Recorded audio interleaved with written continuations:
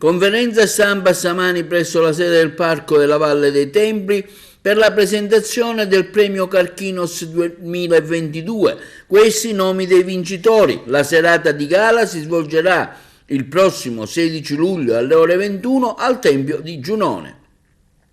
Le eccellenze agrigentine premiate sono Carmelo Falco per la categoria Scienze, astrologo apprezzato oltreoceano, cui è stato intitolato un pianeta minore del Sistema Solare. Il premio verrà assegnato per le sue attività divulgative e le ricerche scientifiche.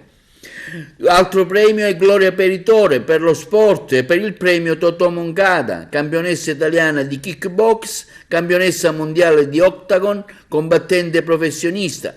Quindi al critico agrigentino Beniamino Biondi per la categoria cultura, che si è reso promotore di numerose iniziative culturali sul nostro territorio. Rappresenta un'eccellenza che con la sua passione ha portato avanti eccellenti risultati della sua attività, arricchendo la nostra Agrigento.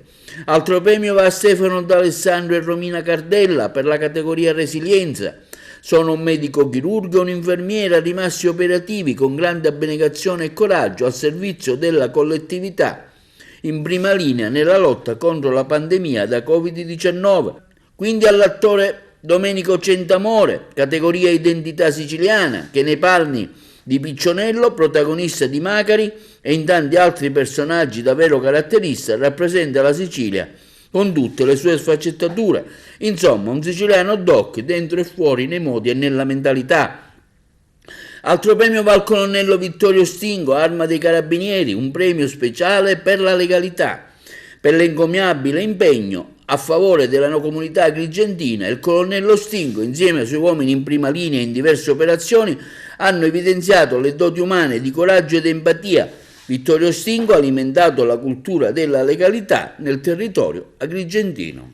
Il premio importante è un appuntamento molto sentito dalla città, un qualcosa che viene attesa, proprio perché il premio è nato bene e continua a marciare bene, scevro da ogni condizionamento politico, sociale o di quant'altro. Il premio viaggia sui binari della onestà intellettuale, questo che lo rende grande, oltre a un team favoloso che ogni anno fa le umane e le divine cose per renderlo sempre migliore rispetto agli altri anni. Quest'anno è importante il tema della pace, in un momento in cui un popolo sta per essere sterminato veramente dalla guerra, importante perché stiamo uscendo dalla pandemia, quindi diamo un premio a 2 operatori sanitari in rappresentanza ai medici e gli infermieri di tutta Italia, ed infine la grossa novità è che onoreremo da quest'anno in poi la memoria di Totò Moncada, quest'anno nel settore dello sport, che è stato un grande agrigentino che tanto ha dato alla nostra città.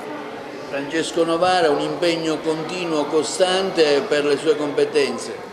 Ma assolutamente sì, è un piacere perché lo scopo del premio è quello di portare alla luce le tantissime eccellenze presenti nel nostro territorio e perché no far cambiare un pochino idea sulla nostra città e vederla una volta tanto in positivo, vederla come un'eccellenza a sua volta. Quindi l'impegno è fortemente ripagato dal successo che ogni anno riscuote il premio e dal messaggio che regolarmente passa, che è quello della positività e dell'eccellenza del nostro territorio.